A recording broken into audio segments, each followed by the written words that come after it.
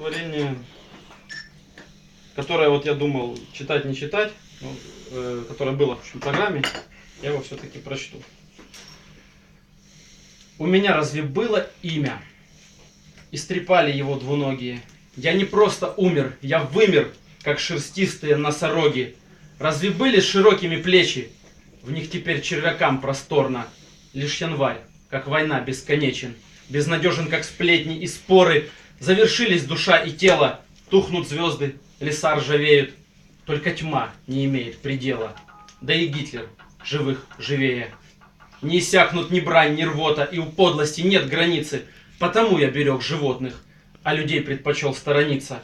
На растопку ль пойдут эти строки, их оценит очко или вечность.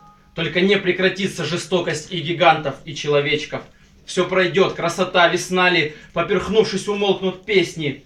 А вот голод проблем не знает, да и рак никуда не исчезнет. Пропадают друзья и детство, и любовь, и отвага тоже. Лишь от трусости некуда деться, и предательство не уничтожить. Подсекает ахиллы тяжесть за обжорство борьбы, не за хлеб. Я не просто вымер, меня не было даже, словно правды, ни дня на земле.